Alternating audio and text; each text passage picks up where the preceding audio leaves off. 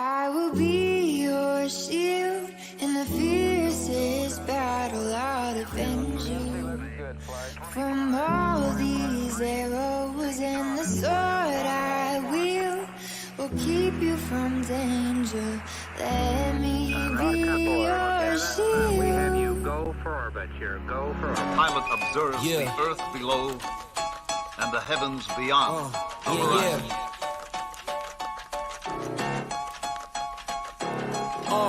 It's just you, me, and the odds. We stuck together, we two peas in a pod. You dealt a bad hand, I'm there seizing the cards. We'll never be separated till we seeing the gods. We've been low together, high forever. Long as we go together, we'll die whenever. Be a light, couldn't let the darkness try you ever. Truth in my word, you I lie to never. And when the world gets a little too hard, wipe your eyes, put away your sorrow. When it's war, I'll be leading the charge, and I'll be still fighting for you tomorrow.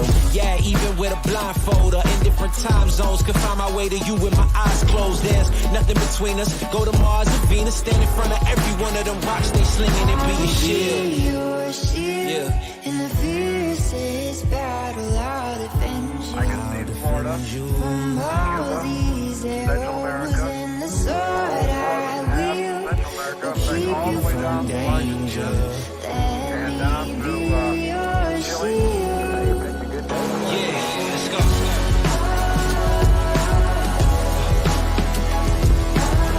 Let me be your shield, let me be your shield. Let me be your shield, let me be your shield.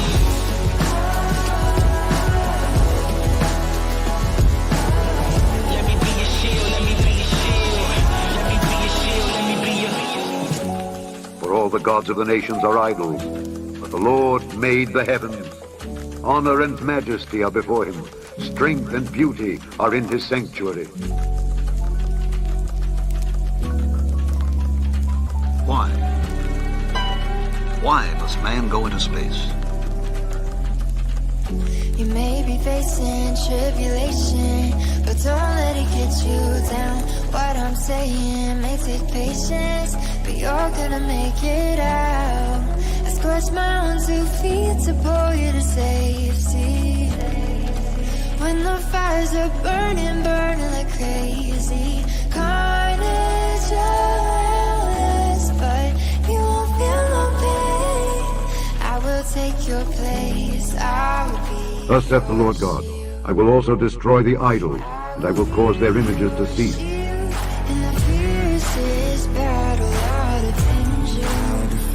From all these arrows, and the sword I will keep you from danger. Let me be your shield. Let's go.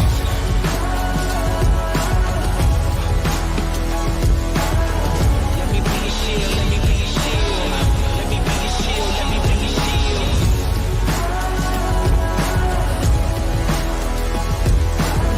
Let me be your shield, let me be your shield.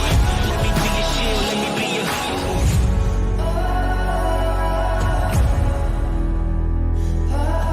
Let me be your shield, let me be your shield.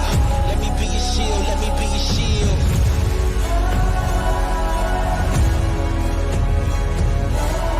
Let me be your shield, let me be your shield. Let me be your shield, let me be your. The Lord is my strength and my shield. My heart trusted in him, and I am helped. Therefore my heart greatly rejoiceth, and with my song will I praise him.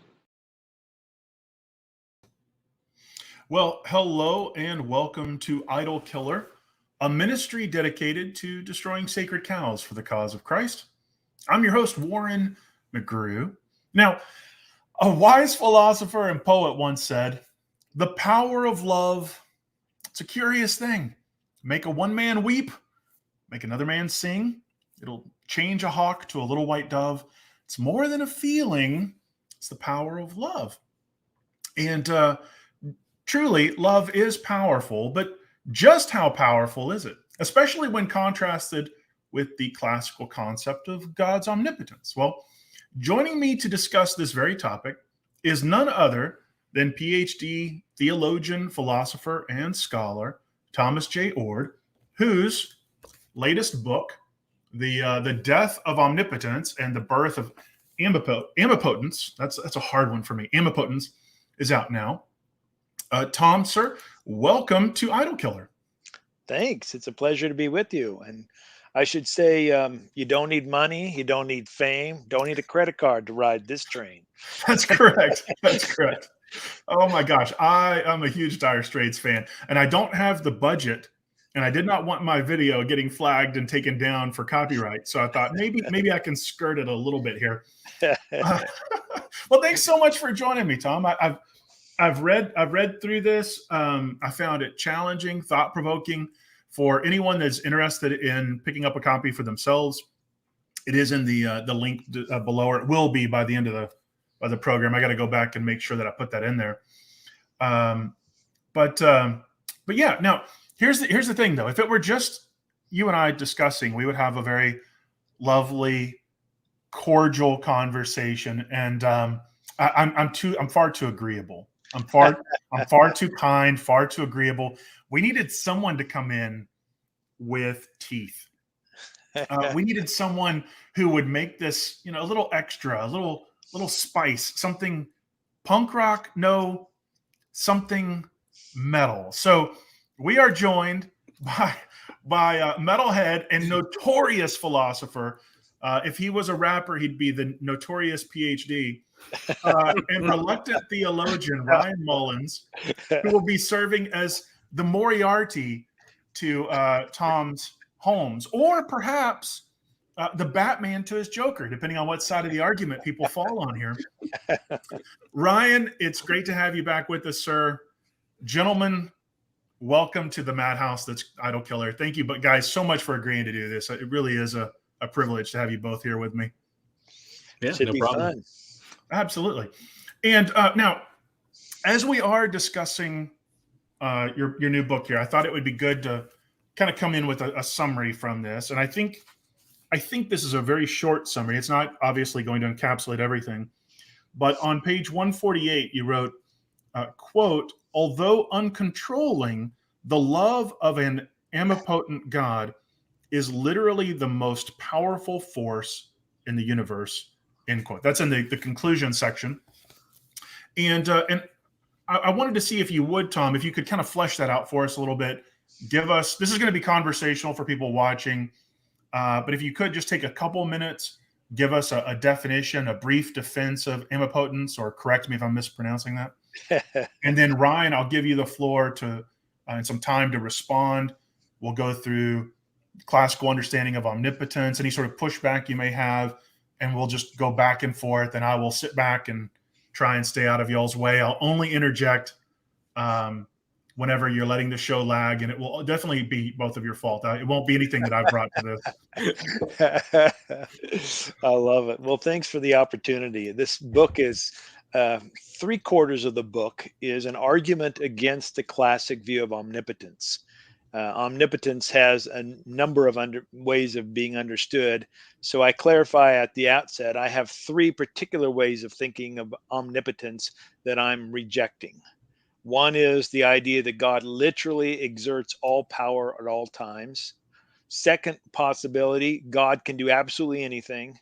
And third is God can control creatures or situations if God so desires. I spend the first chapter saying that there's no biblical support for this idea. And in fact, the English words that we read in most Bibles that are translated Almighty rely on mistranslation of Hebrew and Greek words. I spend another chapter arguing that philosophically, the word omnipotence dies a death of 1,000 qualifications. The third chapter addresses the problem of evil and some other problems related to omnipotence. And then I get to the sort of my constructive alternative. I've been known for arguing against controlling power, omnipotence in other books. And some people would say, basically, if God isn't omnipotent, then what can God do? Is God impotent? And so I invented a new word, and I pronounce it, Warren, amipotence. Amipotence is the power of uncontrolling love. I will do my best. I'll do my best to pronounce it correctly. Okay. Amipotence. Correct. Amipotence. Yeah. Yep. And to sort of bring that into the quote that you started off with, although I don't think God can control anyone or anything at any time, I think God has maximal power in light of this uncontrolling love. So I think there's no one mightier than God. And I even make the claim that I think the biblical record can fit this view of God's power, this omnipotence. So there it is in a nutshell. Wow, thank you so much for that. I appreciate that. And then, Ryan, if you would, sir, just take a couple minutes, give us a brief articulation, defense, or your perspective on classical omnipotence. Mm-hmm. So what I'll do is I'll say what I think omnipotence is, because Tom hasn't presented his arguments against it yet. So Right. It would be good we can go through the arguments against those three things would be a good idea. Because he's got, I think, some good arguments against two of the three definitions he gives. So I take omnipotence to be maximal power, or what some people refer to as the most power-granting set of abilities and no liabilities. Because liabilities or weaknesses, they are logically excluded by the very meaning of most power-granting set of abilities. So here's the idea. So in English, we can talk in ways where we talk about abilities where things on the surface look like they're an ability, but really they're just a weakness or liability, because English is not always philosophically precise, and that's fine. So for example, in English, I can say I have the ability to perform irrational actions, but that ability, it's not a power. That's a weakness or a liability. And if you think that God is like maximal in power, that he has the most power granting set of abilities, that should include things like maximal cognitive excellency. So all the maximal cognitive powers, mental powers. So that's going to be things like the ability to know all facts and perfect rationality, like the ability to be appropriately responsive to reasons. And if you got all those powers, then that just logically excludes the ability or the liability to perform irrational actions. So that's kind of how I'm seeing the idea of omnipotence. Is I want to say God can do absolutely everything, and the proper analysis of that is in terms of God having the most power-granting set of abilities. Oh, thank you. But we've not gone into arguments for and against that at all. Yeah, no. Totally understand. And you listed out those Tom in your summary there. You listed out the three views of omnipotence, which I think are very helpful. I wanted to take a moment too and read from what is this, page 121, and I think this kind of helps maybe frame the discussion a little bit. On page 121, you wrote, and this is me reading, so I apologize for stuttering and stammering. Love as we know it involves giving and receiving relationships. For instance, but theologians like Augustine, David Bentley Hart, they say God's love is non-relational or impassible. Love as we know it is expressed moment by moment. But theologians like Aquinas and Helm say God's love is timeless.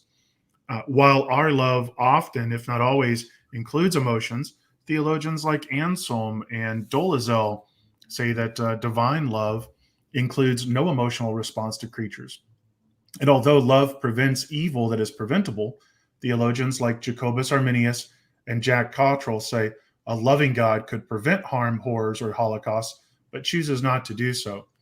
And so you go on to contrast these, and you conclude that love can't be omnipotent. And you've categorized and defined that omnipotent, I think, in a way that helps us understand where you're coming from there. And so I think this book has been very helpful and challenging. I especially love the way that you delved into the Hebrew and the Greek and some of the pushback that you have. It challenged me in different ways that I approach this. But tonight's not about me. Tonight is about smarter men who are far more credentialed. So what I would like to do is just hand the floor over to you guys. I'm actually going to bow myself out and only interject even on the screen as needed. Tell you guys to simmer down and go to your corners and just allow you guys to kind of talk through this. And if you need me to interject or any sort of technical assistance, just let me know. I'll be in the shadows watching. All right. Well, I'm glad you read that quote, because Well, one of the things I didn't want to be accused of by people who read this book is that I'm setting up straw men. I wanted to name people who voiced views of God's power and God's love different from what I voice or want to propose. Now, some of those characteristics that you just mentioned, Ryan will probably agree with me in opposition to people like Dolezal and et cetera. But others he probably won't, and that's probably going to be the source of our talk here. So my arguments against omnipotence, the first chapter, as you mentioned, it's kind of laying out, it's kind of saying to those people like myself and like Ryan who come from the Christian tradition and have been informed by it and still remain in it and want to contribute, that the claim that you have to believe God is omnipotent based on Scripture is a very weak claim. But I suspect that's not going to be the source of our disagreements tonight, or at least most of our conversations. I think probably chapter 2, the philosophical one, and chapter 3 will be more at the center of things. So let me, yeah.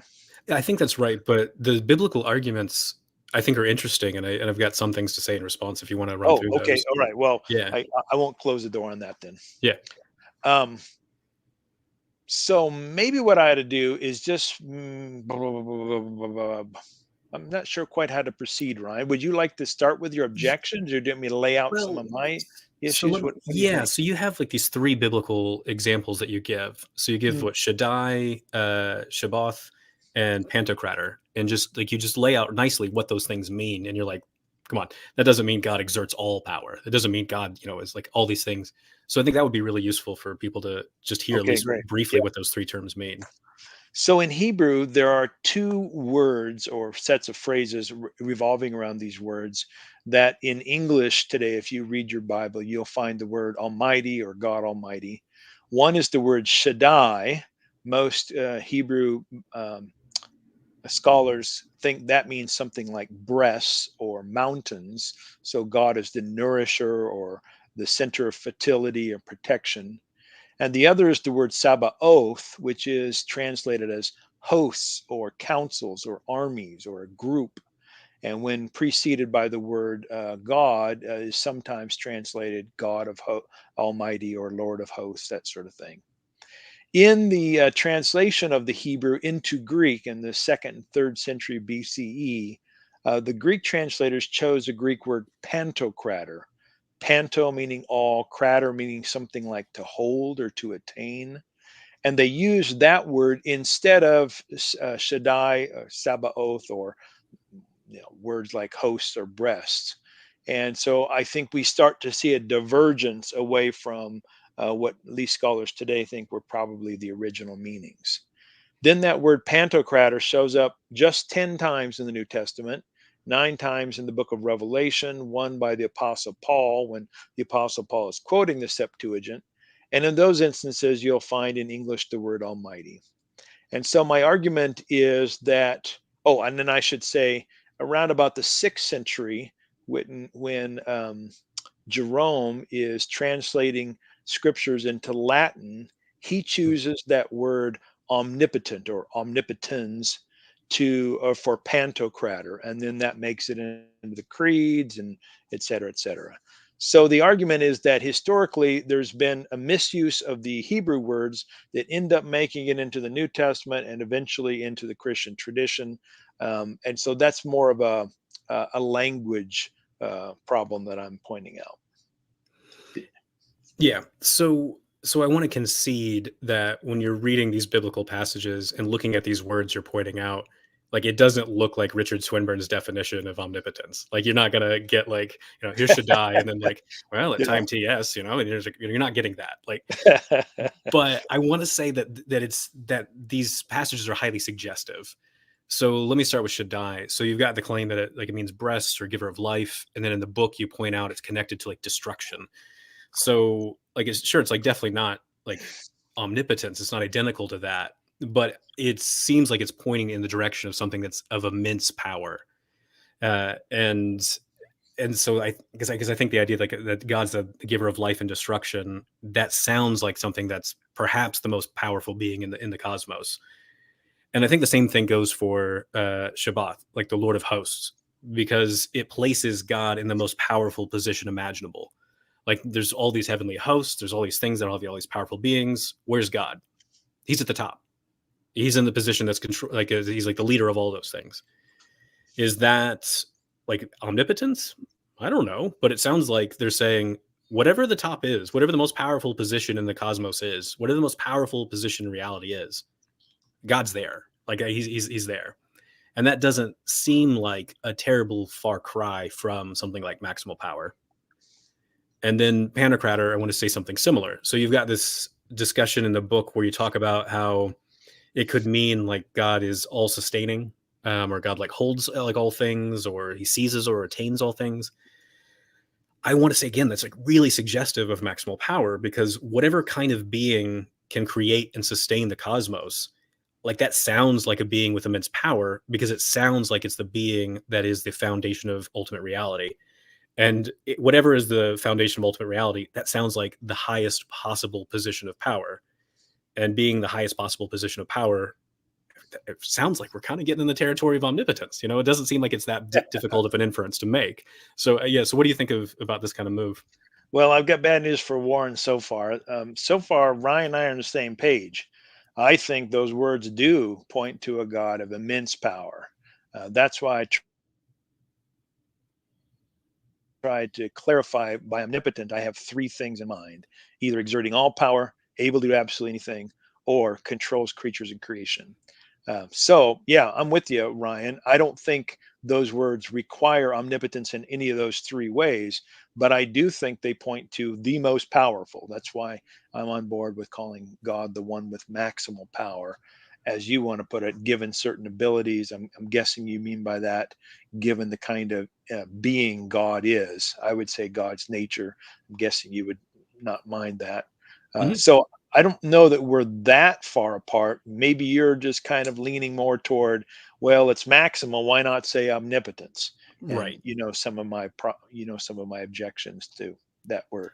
Yeah. So I think for the audience at this point, one of the things to clarify is the biblical argument, at least at this point, seems like it clearly attacks the idea that omnipotence means God exerts all power, because being the life giver and also being like the giver of destruction, like that doesn't mean he exerts all power all the time, right? And I think you could say the same thing about, well, if he's the Lord of Hosts, it seems like he's delegating power to other beings, so he's not exerting power all the time. So I think you could get rid of that kind of thing. Yeah, and then sometimes the Lord of Hosts doesn't. The will of the Lord of Hosts is frustrated. It sounds like even being the most powerful doesn't mean that God always gets God's way, which I think is pretty interesting, given well, at least a popular, and I try to show some academic views of omnipotence. Yeah, and so I want to emphasize that because you said this earlier, but I want to point it out again. I remember when you were first writing on this a few years ago, and you had all these people who, just based on a single like Facebook post, were going, "Oh, you're creating a straw man," and I'm like, I'm pretty sure he's just directly quoting people saying these things. And then when I was going through the book, you do. I'm like, who would be stupid enough to say this? And then I look in the footnotes and I'm like, okay, well, he just listed 5 people who are saying certain things. I'm like, all right. So yeah, I think, I really think, to be clear, you are attacking clear views that people really do affirm, and not like a bunch of like just bloggers, but like actual, like, professional theologians down the centuries who are saying these things. I think when I look at the biblical chapter, and I think, like, what is my weakest part of it? Like, I try to analyze things and say, here's my strengths, here's my weakness.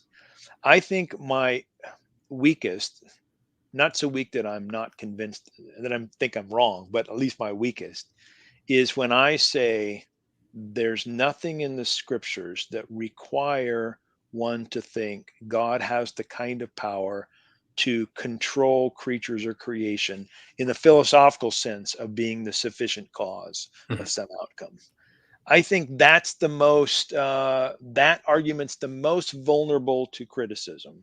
Not because I know of passages that explicitly reject what I'm saying, because I say in the book, I know of none. But I definitely admit that not every passage of scripture, says God always works alongside creatures, or, Right. there's definitely passages that only talk about God acting, and one could make the inference that God acted alone. I'm making a negative claim that there's none that specifically say God single-handedly brought about outcomes. But I'm open. My argument is, I think, weakest at that point. So let's look at this one for a bit before we get into the death by a thousand qualifications, because I think Sounds the good. death by a thousand qualifications, that's attacking that second definition of omnipotence, as God can do all things. Or so, like, I want to stick with that first one. God exerts all power, like he's always Okay. exerting all power. So I think what you've exposed here is not really a problem with omnipotence, even though you identify a bunch of people who say this is what omnipotence and sovereignty means. Yeah. I think what you've done is you've exposed like the total depravity of a lot of theologians who are just like constantly, sorry, yeah, like they're just constantly forcing their views into these doctrines that have really minimal claims, and they're just Yeah. going, here's all my theology, here's all my politics, here's all my ideology. Let me just cram it into whatever minimal doctrinal claim I'm looking at. Because I see this in Calvinism, I see this in process theology, I see it in liberation theology, I see it everywhere. So this is not like a unique to one group. I see it everywhere. So what I want to say is there's a difference between God having power and then what God does with that power. So John Duns Scotus points this out in the High Middle Ages. So he says like something like perfect being theology or different methods for developing your model of God. They can establish through reason alone that God is all powerful. But what they cannot do through reason alone is tell you what God is going to do with that power. And so what I think what you're exposing here are people who just completely miss that point. People who are going, well, God is all powerful. Well, therefore, God exerts all the power all the time. Yeah. And I'm like, well, hang on, like that is a bit wild here. And when I see in some of these different Calvinists that you're looking at in particular in the book is they're just ignoring a bunch of debates that take place in Western history. So here's one debate. So there's a group of people who affirm something called occasionalism, which is God is the only being in the world that has causal power. So you and I don't have causal power at all. And that was really popular in a lot of Islamic circles, Christian circles. People are trying to typically figure out how to avoid it. And so they do this thing called concurrence, where they take occasionalism and then go, let's take that same basic framework and then I swear, like you have power. God has to like directly cause you to cause things. And God has to directly cause you to think things. But dude, trust me, you really do have power. And I'm like, come on now. But they think that these are entailments of omnipotence, where I want to go, no. That's a specific theory about what God does with his power. Yeah, which is important, but Yes, yeah. exactly. Yeah. So I want to bring up one other thing, because I think it might come up later when we talk about the problem of evil, to really kind of clarify this point of there's the idea of God having power, and then the question of what does God do with it. So here's another medieval debate. So the doctrine of creation out of nothing versus the doctrine of eternal creation. This is a huge debate you see through Jewish, Christian, and Islamic thinking, asking the question, well, God's all powerful. What's the entailment of that power? How exactly would he use it? What's the best way or most rational way to use it? And one point of debate was, well, he would use his power to create out of nothing. No. He would use his power to eternally create. And so it starts these division lines. And so I think what you're doing is you're hitting a point that needs to be clarified by attacking that first definition of God exerts all power and going, that's not omnipotence. I want to go, right, that's not omnipotence. That's a theory of divine action that people are sneaking into the definition of omnipotence. But I don't know. I don't know what you have thoughts about that, or Yeah, it is an interesting question of so setting aside the substance of these arguments Mhm. and asking the question, what language carries connotations, Yes. is an interesting issue. Because I think, and one of the things I argue in the book, is that word omnipotence carries particular connotations. And that's why I try to identify the three that I think Mhm. are prominent. But you could easily use the same word omnipotence and have a different notion of God's power than the three that I Mhm. proposed. So I just want to be upfront saying, these aren't the only three. I just think they're the three most common, not only amongst scholars, but also amongst the typical theists. Yeah, and I think you do a good job at citing a lot of people who clearly affirm one And you of those three. and you helped me with that. Yes. You pointed me to a few people. I appreciate that. Yeah. So let's Thank you. let's get into the death by 1,000 qualifications, because this is Great. where I tried to give you, like, here's a list of some more qualifications people give.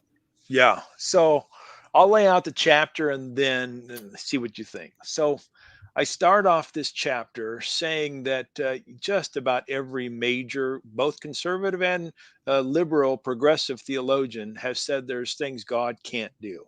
Even though Augustine comes out and says God can do anything, he then qualifies it. He says, God can't stop existing. And so I start laying out some of these things. Some of these have to do with mathematics. God can't make 1 + 1 = 373. Some of these things have to do with ontological things, like God can't make a mountain so big God can't cross it. Some of these things have to do with geometry, some have to do with logic. These sort of qualifications that I lay out and quote major figures in history are widely accepted, not only in the past, but today.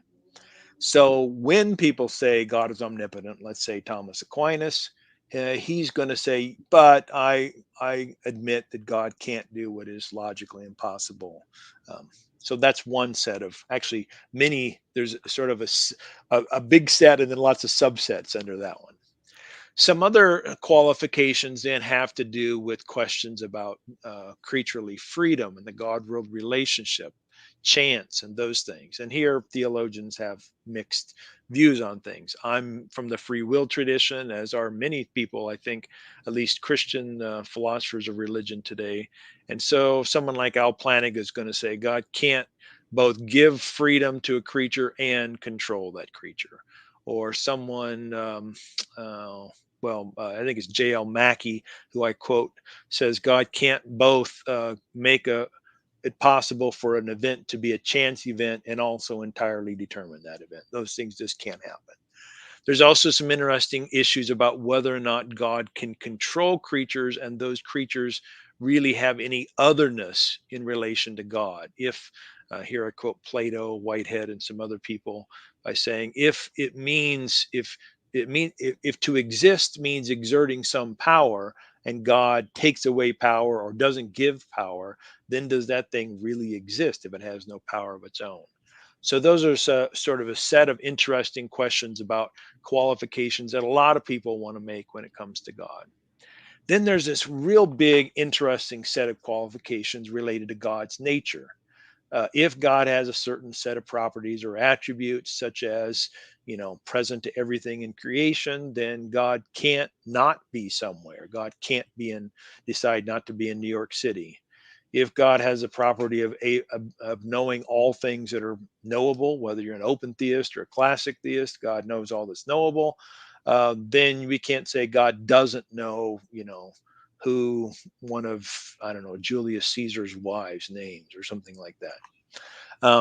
And so I list out a bunch of things related to the divine nature and saying, even if you decide, let's say, that God can forget, then that commits you to another set of qualifications. And in this sort of setting related to the divine nature, I note that people who think differently about God sometimes have more qualifications than I do. So, for instance, I think God feels emotions. I think God is affected by creation. But a lot of classical theists say, nope, that God doesn't feel emotions, God's not affected, and they qualify divine power by saying God doesn't have the ability to be affected or God doesn't have the ability to feel emotional response to creation. So I list some of those and note some differences. Then I do a little section that, near and dear to your heart, Ryan, and that is God's relation to time. Whether you think God is, quote, outside of time, timeless, non-temporal, or if you think God is pan-temporal, inside time, everlasting, that's committing you to certain kinds of claims about what God is like and what God can and can't do. So there's qualifications that you're going to want to make, whichever side of the, I mean, there's more than those two options, but those are the two big ones. I think my most original contribution in this chapter, Ryan, is that near the end, actually there's two, but near the end, when I talk about if we take God's incorporeality seriously, that God is a universal spirit, that means there's lots of things that embodied creatures like you and I can do. Like I used the example of picking up a pebble, doing push-ups, chewing ice cream, that God can't do because God doesn't have a localized divine body. And that's going to come into play when I get to the problem of evil stuff, because that's important there. But Mhm. I think that's, although you were the one who I think pointed me to Charles Taliaferro. Mhm. Is that how you say his name? Talifer. I don't know how you Taliaferro. get that pronunciation from the spelling. Okay. But Yeah. yeah. He was one person who was thinking in that direction. So I appreciate that quote. The other kind of original thing here, and maybe you have a criticism of this, but I thought I'd not read anybody else say this, so I think it might be original. And that is my criticism of those people who say God can do anything God wants to do. So they're not saying God can do, anything at all, but God can do whatever God wants to do. So if you say to them, well, God can't make 2 + 2 = 7, they say, well, God's smart enough never to want to make 2 + 2 = 7. But I think that is sort of empty puff. I think that saying God can do whatever God wants to do is not too much different than saying Ryan can do what Ryan can do. It's really just sort of not really saying anything that's worth saying. I guess I have one other part of that section where I criticize absolute apophatic theology, but I'm guessing you're not going to Yeah, I was fine argue with that. Yeah. So that's kind of long. Sorry, Brian. Well, but it's good, because the whole idea of a death by 1,000 qualifications, if you take the claim God can do all things, and then you're like, but he can't do, and then you start listing them. Like, what I liked about the chapter is it really smacks you in the face, because like by the time you're done with it, like they would have like a list of like 30 qualifications or something like this. Like, Yeah. it's a lot, and so you really start to feel like, okay, what are we saying anymore? But I've been thinking about this for a while now, and I want to make a very provocative claim. I want to say that Good. there are no qualifications at all. Oh, Yeah. I love it. Yeah. This is why Warren has this on the show. Oh, good. So here's what I'm thinking. So when I'm looking at the different definitions of omnipotence, everybody starts with this claim God's all powerful, or sometimes they'll say maximal power. A lot of people, especially in contemporary discussions, they use those interchangeably, all powerful or maximal powerful. And then they switch the conversation to something else. I'll get to that in a second. I find that weird. So what I think is going on is one issue is maximal power actually omnipotence? So Yuji Nagasawa was going to say, no, it's possible that maximal power is not omnipotence. Maybe it's just short of omnipotence. And then amipotence, like that, I mean, that's kind of your idea, is like it's maximal power, but it's not omnipotence. No. Right. Whereas a lot of other people are going to disagree. So like John Feinberg, he's Calvinist. He's going to say, once we figure out exactly what the modal scope, like the scope of what's actually possible, then whatever's left, like that's just what we always meant by omnipotence.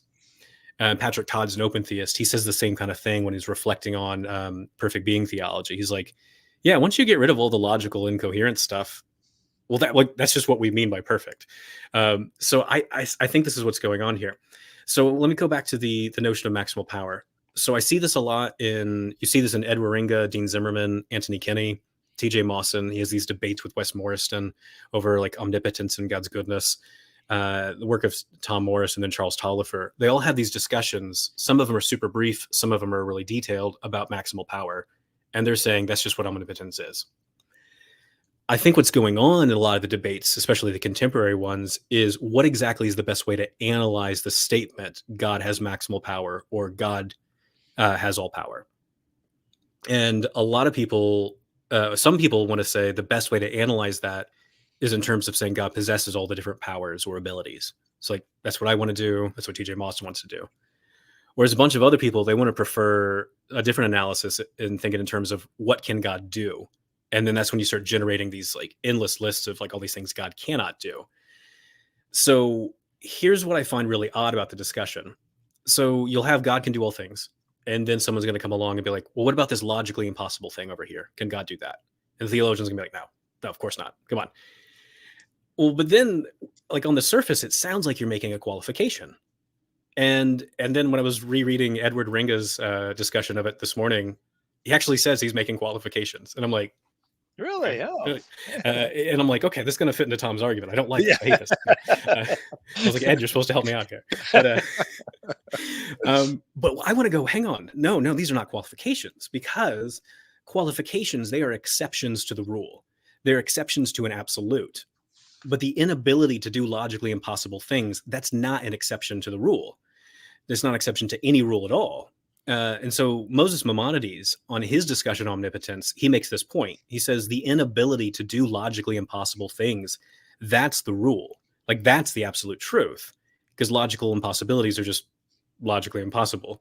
So like, they just fit, like everything in reality fits the description of not able to do the logically impossible. So if that's the rule, then it's not an exception. And so these like scholastic and analytic like obsession with cataloging all these things that are logically impossible, I want to go, this is just super weird, because you're not really saying anything terribly interesting about omnipotence. Like, you're not really adding anything of like value to our understanding of this claim that God has maximal power. You're just listing a whole bunch of things that are logically impossible. And so I just want to go, right, okay, so God can't create a square circle. God can't make 2 + 2 = 5. Like, God can't change the past, because that's just based on really dumb spatial metaphors. So stop making time space. Just stop it. All you're doing is just pointing out things that are logically impossible. I think the only time it gets interesting is when you're certain debates over what exactly is logically possible, because logical contradictions are not always that easy to spot. Yeah. So like square circles, that the contradiction is not on the surface there, because it's not A and not A. Sure. We have to think about it and go, well, hang on, a square has sides, a circle doesn't have sides. So can God create a thing that has sides and no sides? Okay, now we've got A and not A. Other examples, you have to think even harder. So free will, is that compatible with being causally determined? Well, it kind of depends what free will is. And there's these debates about the nature of free will. You and I both are going to say, no, it's not. Like, it's not compatible. Right. But there's a debate to be had there. So that's where I think some of these debates, what they're really about is just trying to figure out what exactly is logically possible. And then that'll help you figure out the rest of your theology. So I want to go, these are not qualifications, because pointing out logical impossibilities, that's not a qualification. Yeah, So I there is see no where you're death of going. 1,000 qualifications. Yeah, I see where you're going. And I'm assuming by logical, I'm trying not to use the word qualification because you don't want to say that, by logical inconsistencies, Mhm. you would also want to include those things about the divine nature, like, God being omnipresent. God can't not be somewhere. Right. Because the very So, meaning of present, the right. omnipresent, is like you're Yeah. there. Yeah. Yeah. So what I think you're doing, and maybe I'm wrong about this, when you say exceptions to the rule, you're saying to your reader, if you understand the rule, if you understand God, if you understand free will, if you understand the nature of time, if you understand these things correctly, then God, there's no inconsistency, and we can still call God omnipotent. Yeah. And I understand that argument. I don't like it. Let me tell you why I don't like it. First of all, of course, we have got lots of different views about God's relation to time Right. and impassibility and all Mhm. that sort of stuff. I mean, let's say I took your tact on things and I said, okay, I'm going to take your approach to this. I'll say God is omnipotent, but God is also uncontrolling love. And I could do that just by virtue of my view of what God can and can't do. And then Mhm. I could use that. So, but that sounds odd to me because so many other people who do use the word omnipotent in a positive way do want to say God can control. Right. So, I guess it's kind of more of a linguistic strategy then. It's about not Maybe. only thinking about who God is and kind of claims, that people are going to have different intuitions about God, but also about the way that word omnipotence has been used historically. Right. Is it worth salvaging?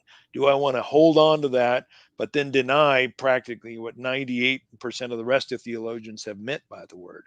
And so strategically, I'm obviously I want to set aside omnipotence, Mhm. but I can see your argument. I think it's coherent. Yeah, so I think you've got some good points here. So one is, yeah, a lot of people are going to go, no, I don't care what Tom says. Like that's not omnipotence. It can't be because Yeah. like God's like not able to control anything. And I'm going to go, well, right, but you've already admitted like there's all these different logical constraints here, and you're just saying like logical constraints aren't really constraints. That's just the framework of reality. Yeah. Well, Tom's giving an analysis of what love means, and do you agree with that definition of love? Like, would it really be a loving act to coerce someone? And when I put it to people like that, they usually go, "Well, no, it wouldn't be loving to coerce someone." And I'm like, well, no, Yeah. here. And so it just seems like Yeah. then I go, okay, well, then we just extend this to our analysis of omnipotence. Um, so I think you're right. People are going to hate the idea that you could be affirming omnipotence, and I'm going to go, but nah, come on. Let me push you a little bit. Let's set that one aside now. So the other point you brought up was about the historical usage of the word, and I think that's Yeah. really good. One of the things I'm trying to do in some of my future work, and then in all my work on the models of God, is take away a lot of propaganda. Because I think that we use these certain terms, the traditional view of God, Yeah. and now that I'm digging through the tradition more, I'm like, what, there's a whole lot of debates going on in history. It's pretty Sure. wild. So here's an example. So like the Thomist tells me all major theistic philosophers affirm divine simplicity, and I'm like, oh, okay. Hang on, Ramanuja? Okay, well, he's not a theist. He's not a theist. Okay, Al-Ghazali though. Oh wait, Al-Ghazali's a theist. Oh wait, the majority view in the Islamic theological world is to deny divine simplicity. Hang on a second. So, but that's just a newfangled thing. That's just something that people in the 20th century came up with. So there's this guy named Peter of Ireland, who was Thomas Aquinas' teacher, and he believed that God was mutable and passible. And I'm like, oh, this isn't that newfangled after all. So one of the things I'm trying to figure out is catalog a bunch of these debates and figure out what are some of these terms. Are they always consistently used, or we've been like just telling ourselves a bunch of lies? I'm curious when it comes to omnipotence, if we might be telling ourselves a particular lie here, because one of the big debates I pointed out earlier is God has all power. What is he going to do with that power? Is he going to create ex nihilo, or is he going to create an eternal universe? No. He's going to emanate a universe. No. He's going to. And I'm like, oh, Yeah. okay. In all these different debates over providence, and it's a huge mess. And so I'm like, okay, they're all saying God's got omnipotence, all power, but they're having these different debates that you and I would have about creation, providence, free will. Right. And so I want to say there is something to salvage there. Yeah. All right. Well, I think we just have a different strategy on that part. Yeah. Um, So do you want to get into the evil stuff? Yeah, I think so. I mean, as you know from reading my previous works, this is something I've been thinking about for a long time, and in some ways, this chapter, the general gist of this chapter, is something I've said for a long time, which is if God has the ability to control creatures or creation, animate, inanimate matter, free will creatures or quarks, then God is culpable for failing to prevent those things that result in genuine evil. But what's different about this chapter is I criticize the liturgical tradition, saying that when you go to church or read a devotional book and it's talking about God being able to do absolutely anything or rescuing you when you're hurt, and then you're not rescued, then you start to wonder, what's this God all about? Well, doesn't God like me? Is God punishing me, etc.? I bring in some political arguments here by saying if we continue to think God is omnipotent in the three senses that I suggest, then it makes sense to think that God is either causing or installing or at least allowing all the crappy leaders we've had in history. And that doesn't seem right, especially when those crappy leaders sometimes refer to God as sanctioning what they have. Yeah. So that's a real big problem. And then I look at 6 or 7 other problems with omnipotence related to biblical interpretation or inspiration, religious experience. But probably the other kind of more creative thing I do here is I take what I think are 5, what I call my 6 big elements to my solution to the problem of evil. stuff that I've touched on in some other books. And I kind of try to salvage them by just saying, if we just get rid of the idea that God is omnipotent in the sense of controlling, we can actually make good sense out of, let's say, the soul making argument, or the greater good argument, or the free will defense, or the argument that God is a passible God and suffers with us.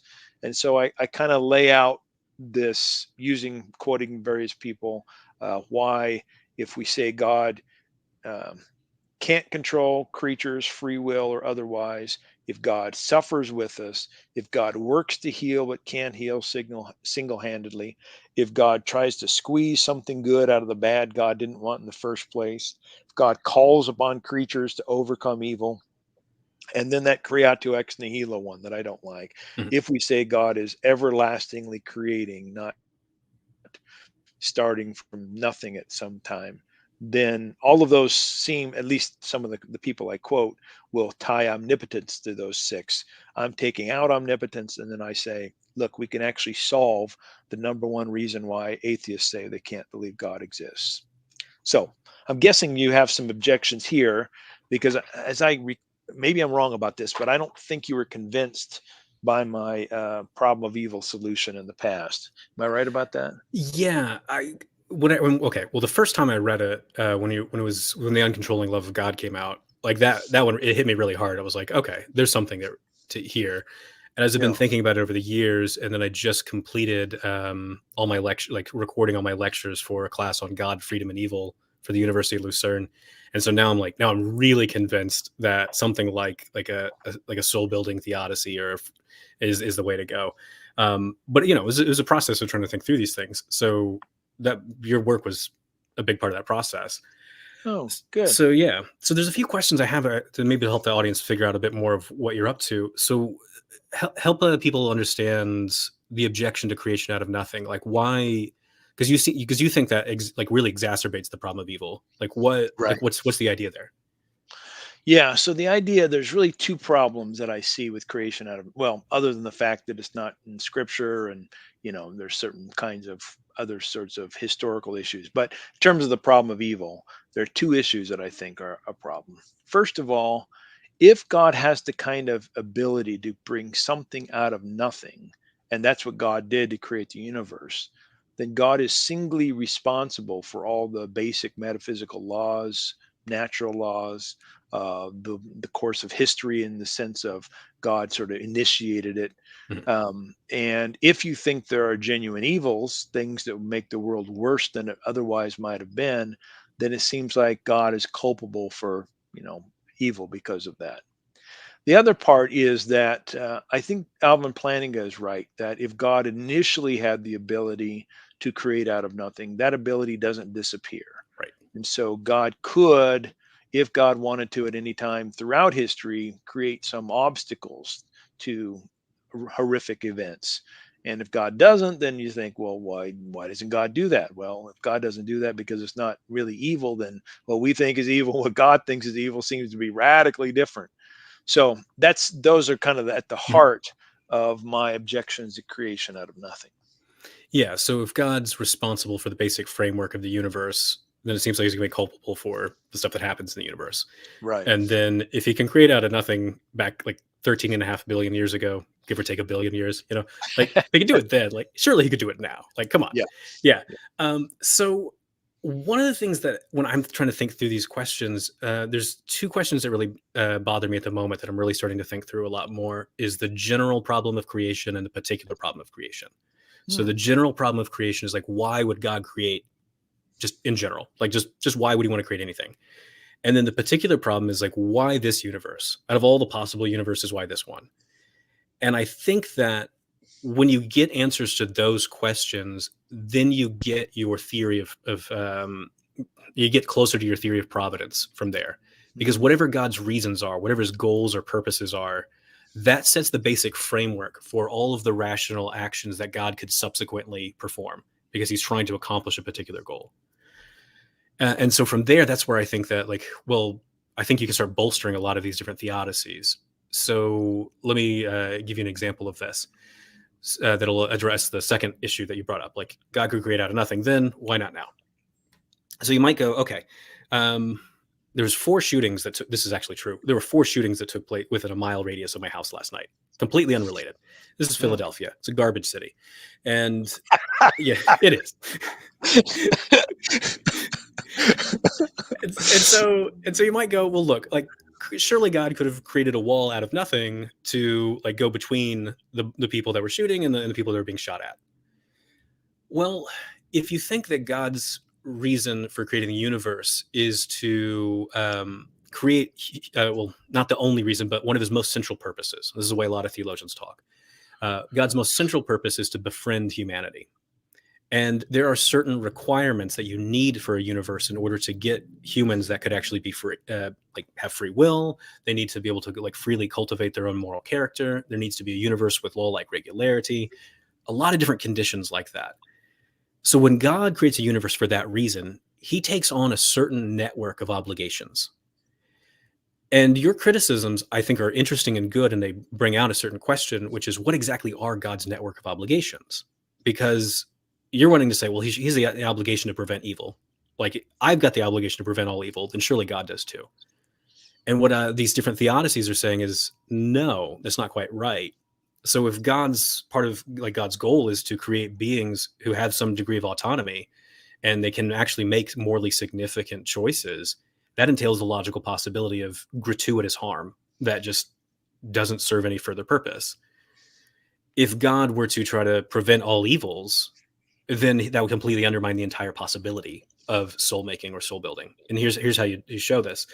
So say every time there's an instance of evil, like someone just has negative, like evil thoughts. You don't want a bunch of humans running around with evil thoughts all the time. Well, how does God stop that? One of the things he could do is he could just snap his fingers out of nothing, create a bunch of cognitive dissonance in our heads. Just we get this jolt of like everything's confusing, makes no sense until we stop thinking the evil thought.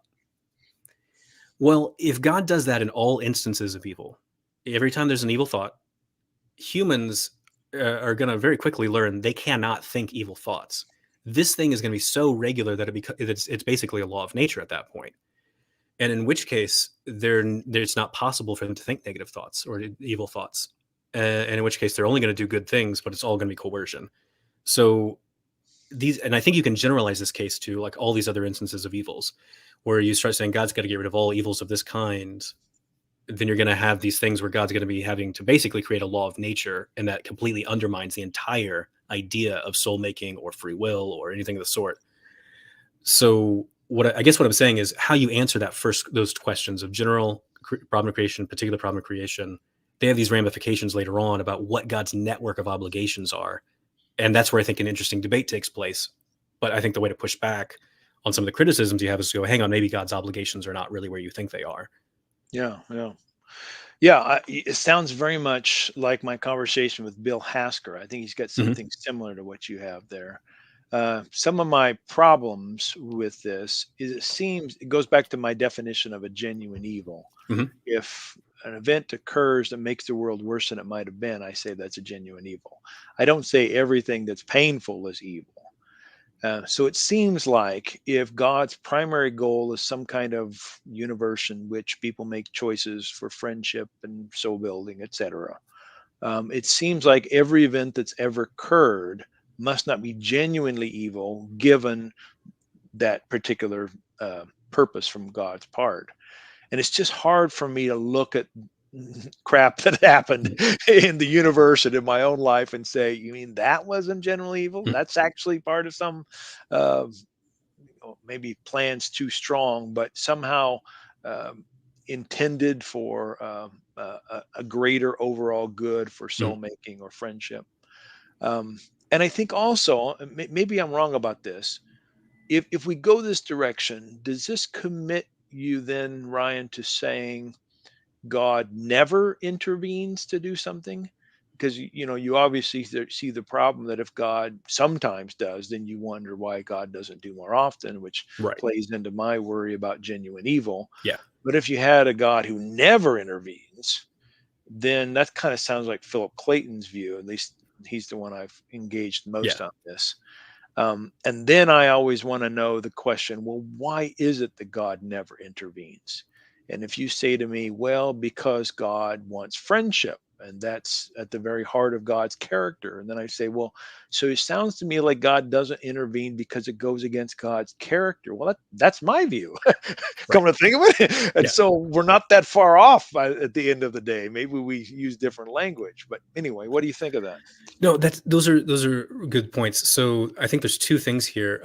One is if you have a general or meticulous theory of providence. And so this is where I think Hasker is going to push back on some of the things you're saying. So Sure. Hasker says there's this difference between a meticulous theory of providence where every event that happens in history like somehow furthers God's like goal for the universe. And so they all happen for a specific reason that benefits the universe in the long run. He rejects that. Yeah, and he's like, I hate that. He hates it. And he thinks Calvinists and Mullinists are committed to this. There's been a bunch of interesting work recently saying Mullinism doesn't have to affirm this. Our friend Alan Rhoda hates that. He's like, no, Mullinism has to. And I'm like maybe it doesn't. We'll see. So the general theory, though, that Hasker wants to affirm, and then I find really attractive now, it's saying God has general policies for how he governs the universe. It's not a specific benefit policy, like on the meticulous view. So not every single event in the universe is connected to a greater good, because again, it's a universe where just terrible things can happen, and gratuitous evils are very possible and likely. It's like on Keith Ward's view, it's inevitable that there will be gratuitous evils, and that's the sort of thing I'm trying to think through is a view like this. So it would just be saying, right, there's stuff that just happens. Why does it happen? Well, because that's what happens when creatures have free will and they use it badly. Why did that happen? Well, that's just what happens when you have a universe with an evolutionary process. You get random mutations. That's what makes complex life possible, but it also makes cancer possible. These are the logical consequences of having a universe like this. Yeah, I get that argument, and I've heard it. And my usual response to Bill is to say, if we go this route, which I can see the plausibility of it, so it seems like it's going to take away from people like me and you, at least the traditions we've been a part of, that want to talk about a real intimate relationship with God and a kind of a giving and receiving. It's going to say to those people, yeah, you can still have direct access to God, but God's committed to some general policies. God didn't have to, because God could have created a different world, but God now is committed to these general policies. And I think it undermines the intimacy that I think a lot of people want for this giving and receiving kind of God. And maybe Bill's fine with giving up on that. Maybe he thinks that's a little too sentimental or something. But but I still like that view. I still like thinking, God cares about little old Tom. This is what's bothered me, because when I reread a couple of years ago, I reread Hasker's The Triumph of God Over Evil, and it's his like more popular level take on the problem of evil. God's a whole lot more hands off than I was promised from like this open theist God or something. Yeah. And I'm like, this is really what... But I'm going back and forth in my own head right now about this, of thinking, well, I think there has to be some epistemic distance between us and God in these early stages. So epistemic distance meaning God's not as obvious as he could be. Because if he makes himself too obvious, then we're going to be coerced to acknowledge his existence and have a relationship with him. So there has to be some distance there. How much distance? I have no idea. Yeah. Another issue I have that I go back and forth on whether or not I like it or not is, where are we in the developmental process? Because if God's goal is to create beings who can be friends with us, are we at the stage where we're basically like babies in the eyes of God, or are we more like the stage where we're adults who could be like kind of friends with our parents? I don't have kids, but like, my friends who do have kids, when they talk about their babies, like, I love my baby so much, but he's kind of boring, like I can't really interact with him too much. Like I can do a lot of things, but like, he's not there yet. Oh, now my kid can tell jokes. She doesn't quite understand how to tell jokes, but she knows when you say that to get to the other side, like you get the laugh every time, and you're like, okay. So like, there's these different stages. Yeah. Where are we now in that process? I have no idea. It might be the case that we are in the developmental stage where we're more like babies in the eyes of God, and so our ability to have the kind of closeness and intimacy that God ultimately wants, we're just not there yet. And that's fine, because God's patient. He's got all the time in the world to wait for us to develop that way. But that's kind of where I'm thinking right now. Is there's intimacy there, Yeah. but it's limited Well, because of where we are. let me say something that I'm guessing but just for the sake of those who are listening Mhm. to it, I'm totally on board with God wanting friendship with us. I'm totally on board there being epistemic distance. But in my view, this friendship is something that God wants based on God's everlasting nature, Mhm. such that it's not God. I think in your view, God once existed all alone and then decided, Yes. I think I'm going to have a friendship.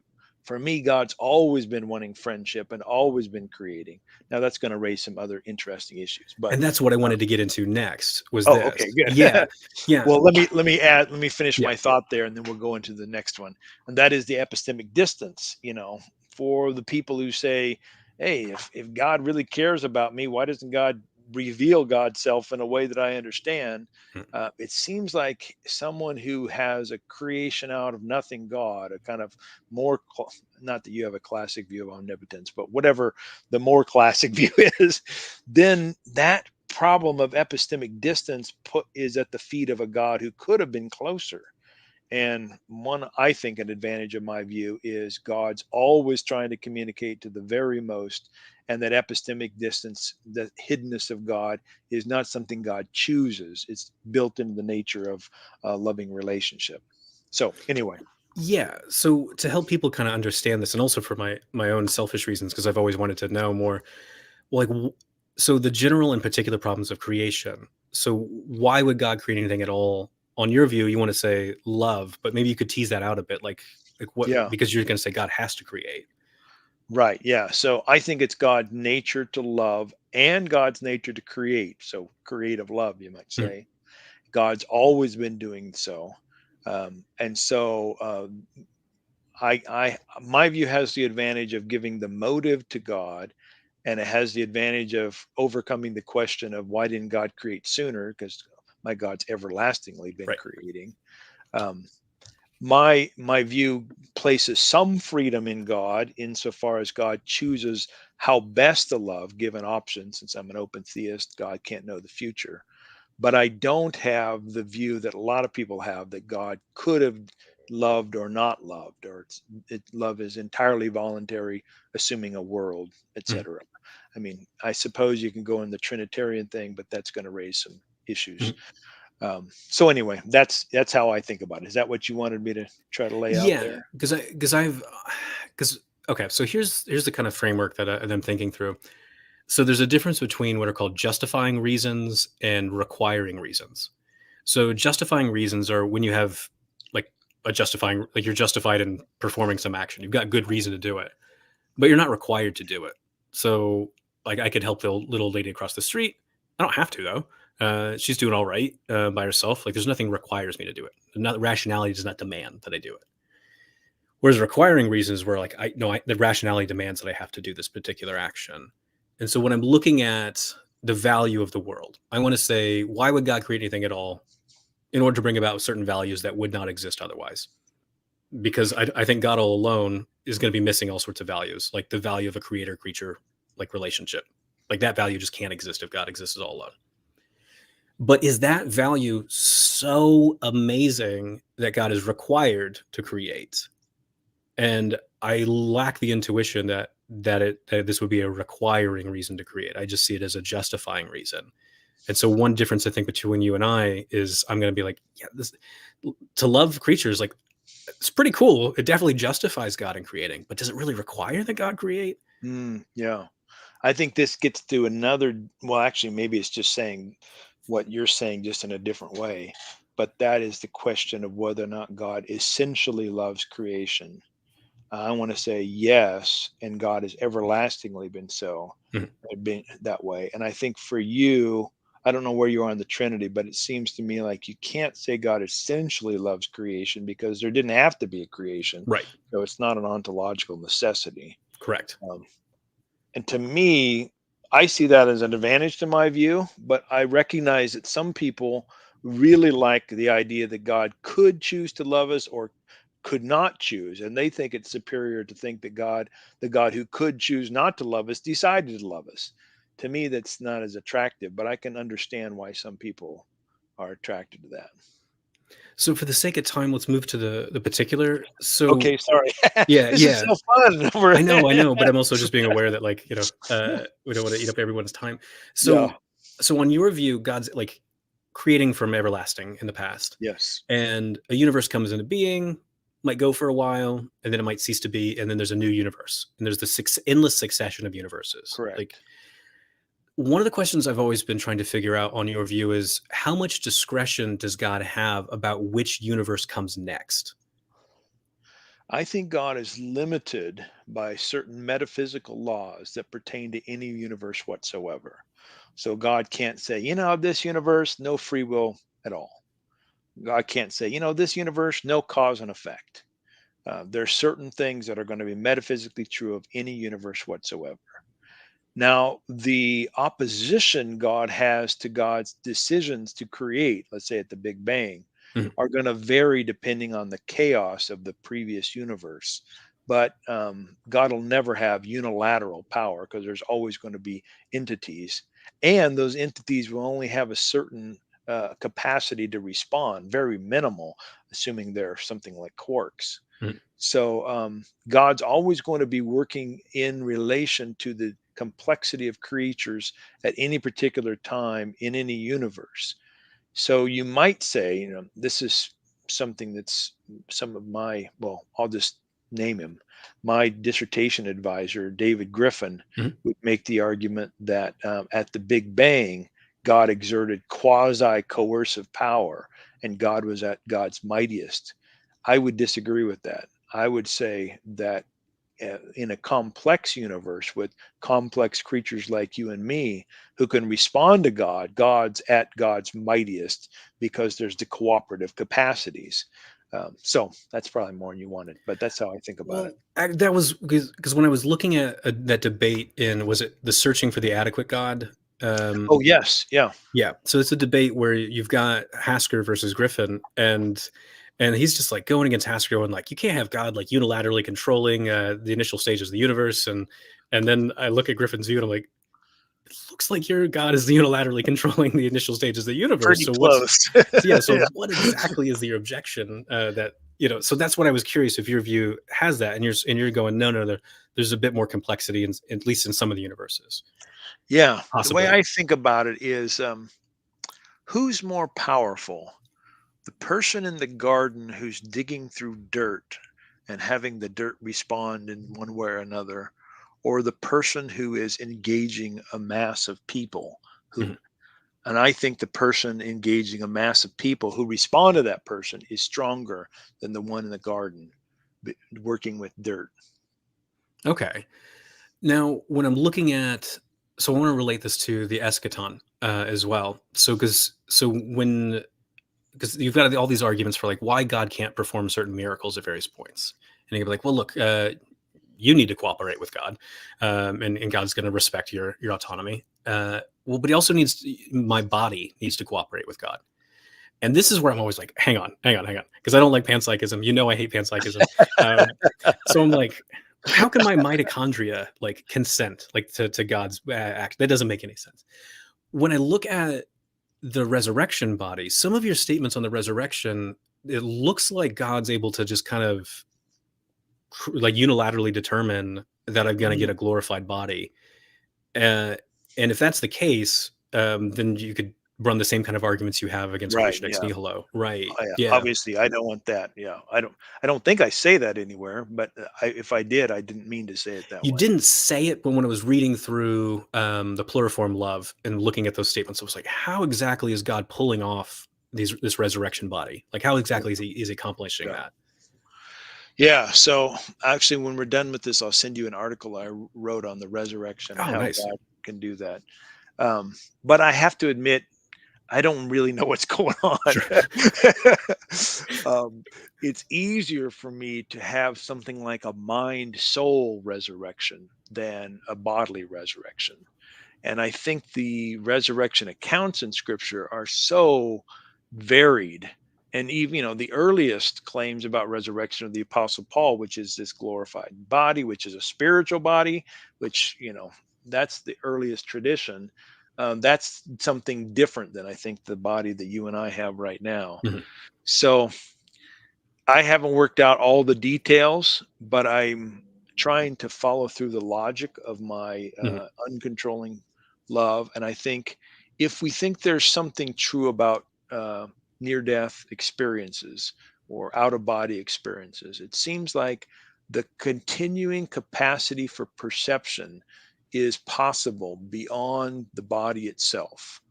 And that's kind of one of the pieces in Mhm. my eschatological view. But I'll let me say this too.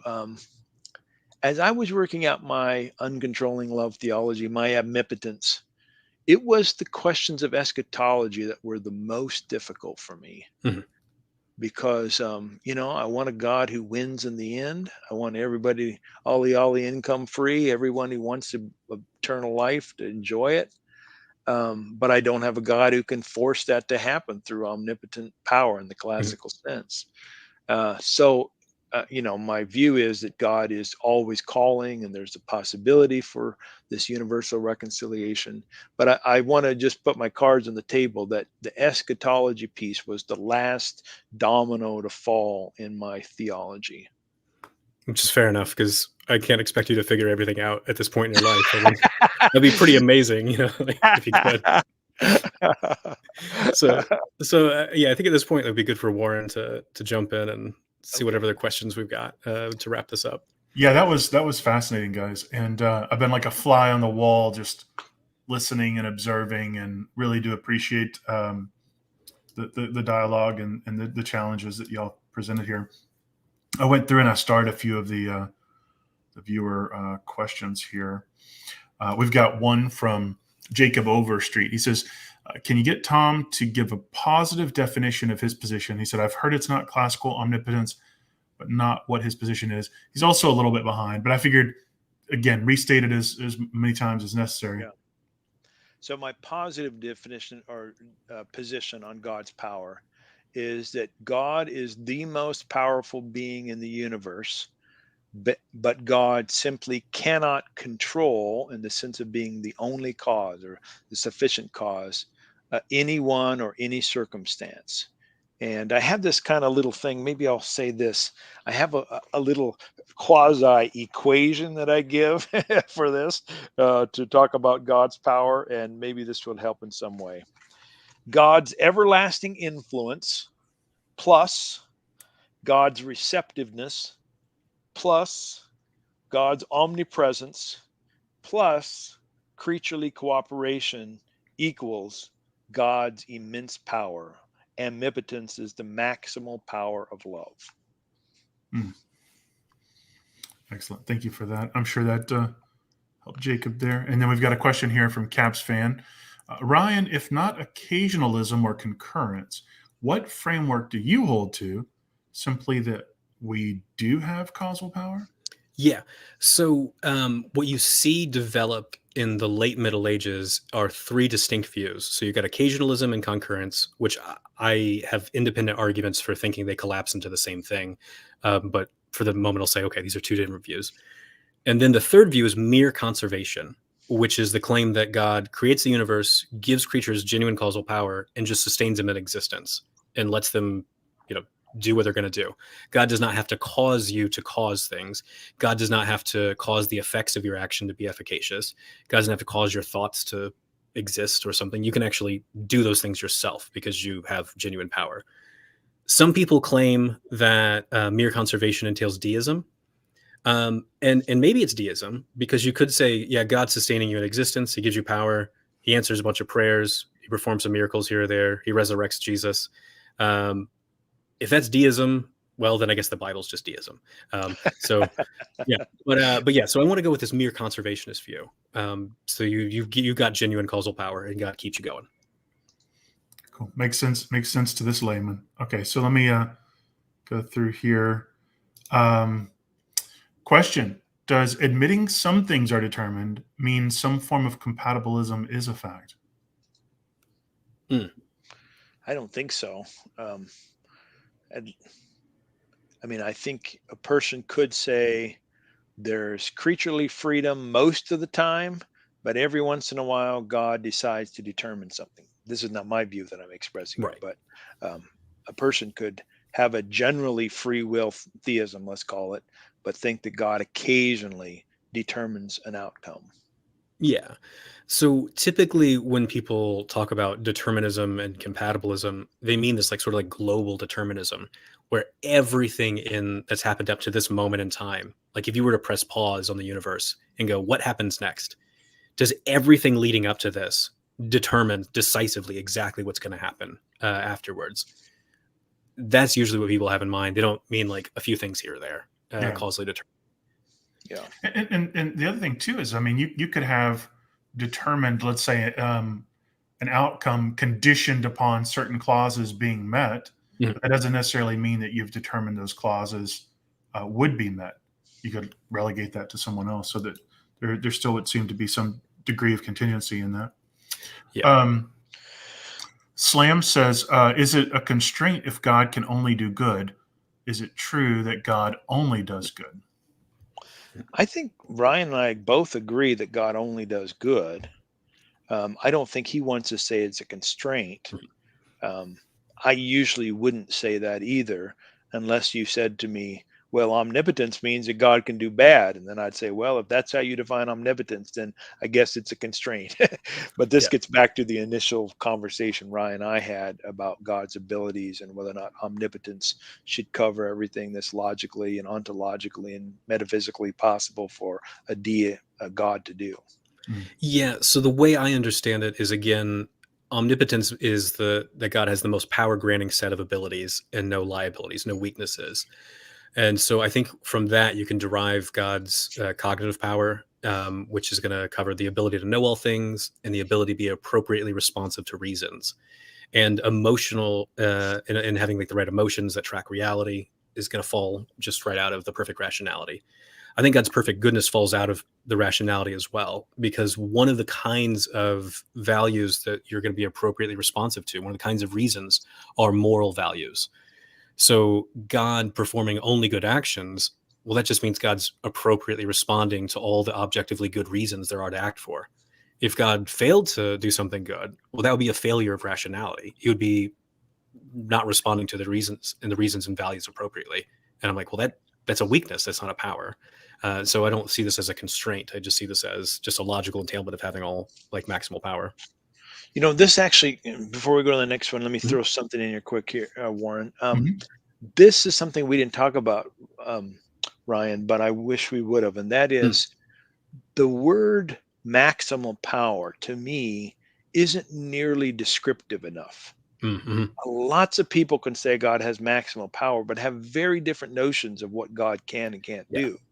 And so I get why maximal power can overcome some of the conceptual conundrums that omnipotence might present given certain definitions.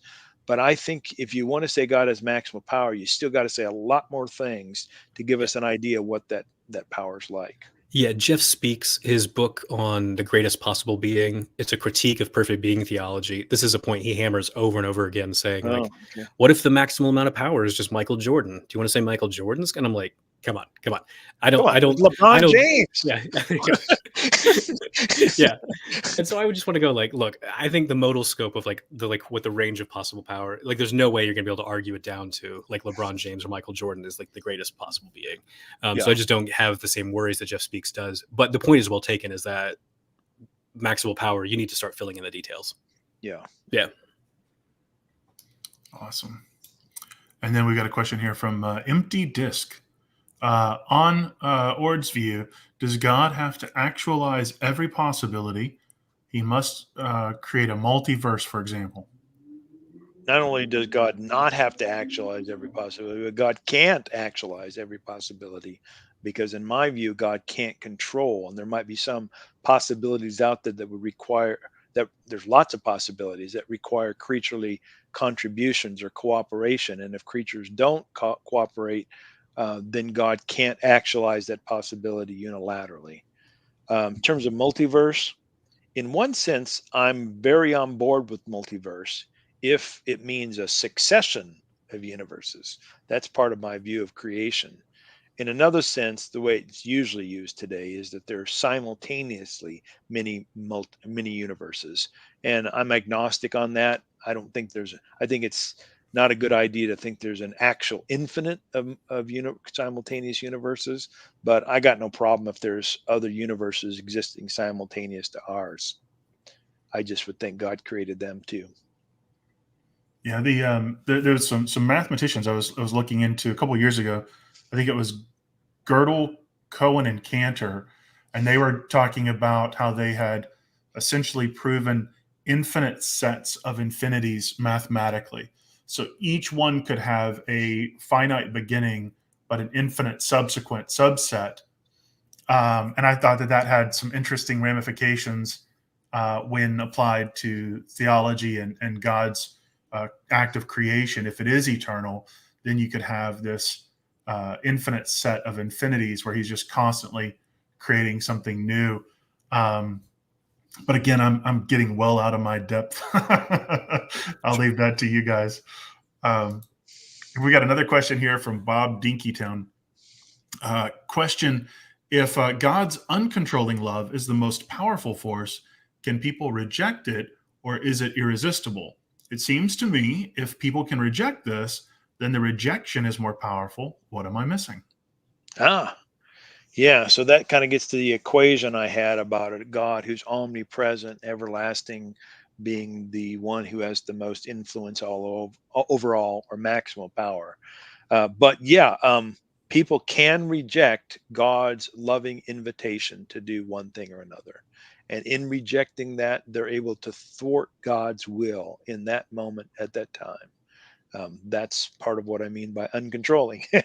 But just because people thwart God's will, and let's say in one place and one time, it doesn't mean that that makes God a wimp, because God is also active throughout the entire universe and everlastingly, etc. So the rejection is more powerful, not more powerful than God, but it is a rejection of what God wants in that moment. Do you have anything to add to that, Ryan? Yeah, when I see these kind of questions pop up, one of the things I'm always curious about is people's intuitions about what they think free will is doing. Because if you really are talking about a whole bunch of different people with free will, sometimes you can perform actions that thwart someone else. Other times it's just like, well, this is just the way give and take is. So I don't really see it as, well, I rejected you, therefore I'm more powerful. I'm more like, well, this is just the logical consequence of having a free give and take between two or more free agents. So sometimes I think the way that these objections or arguments run, I think is missing that point of like, this is just the logical consequence of how free will works. Mm-hmm.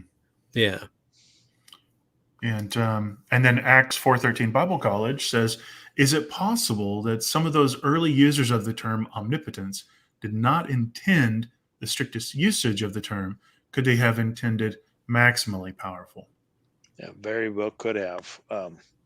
Yeah, I mean, I think as I lay out the emergence of that word omnipotence, maybe Jerome didn't have God in mind, that God can do anything. Although a lot of people who use the word omnipotence, including my hero, John Wesley, will quote the passage in Psalms or a couple times in the New Testament, nothing is impossible, or God does whatsoever he pleaseth, I think is the King James version.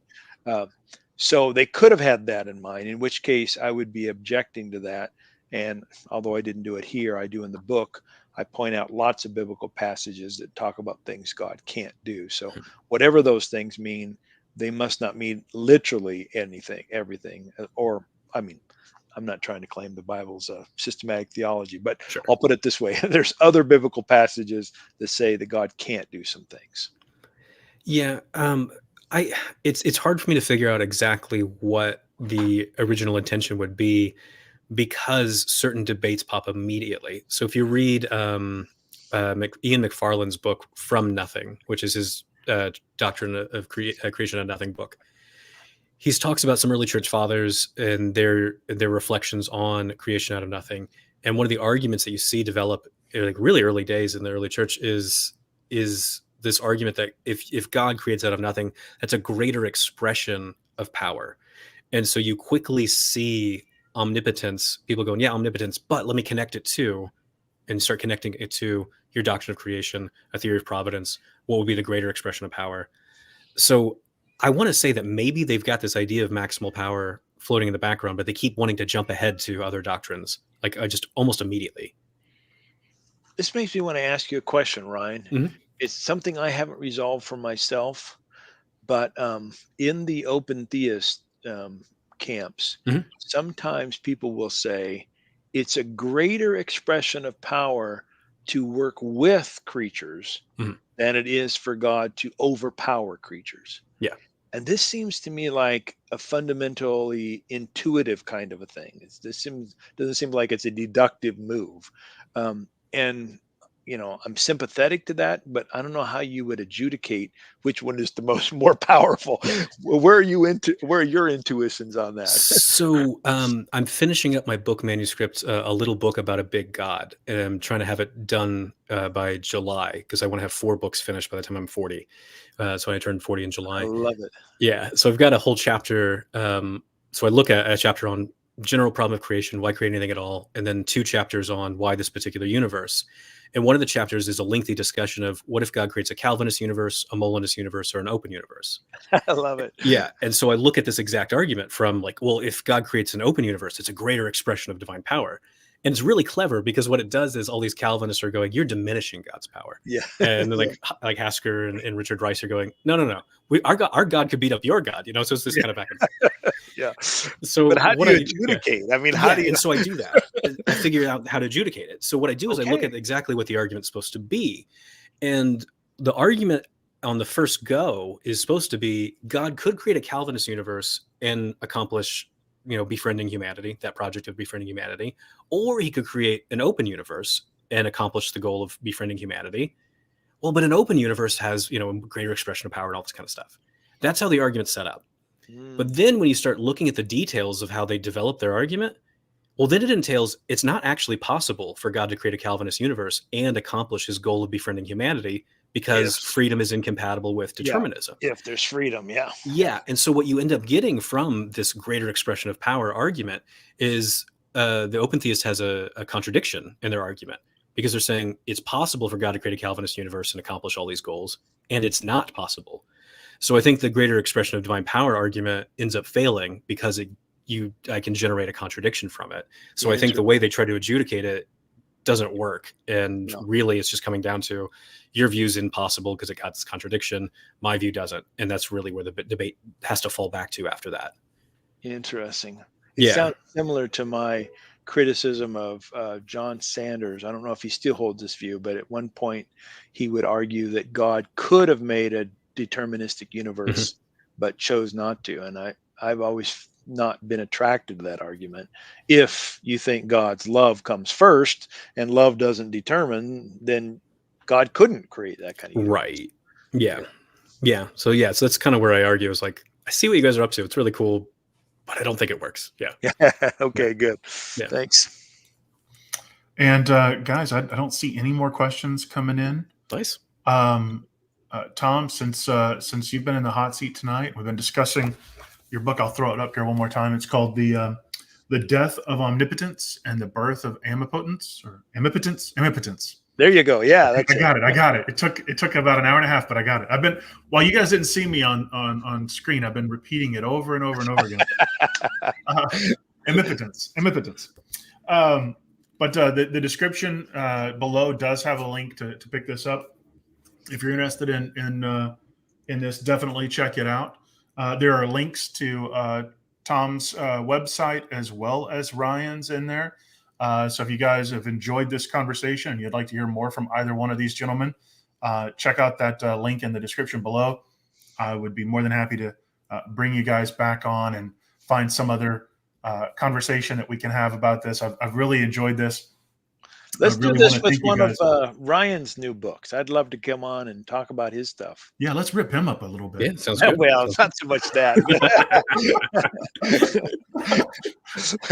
The little book about a big God, it's only 10,000 pages. Yeah.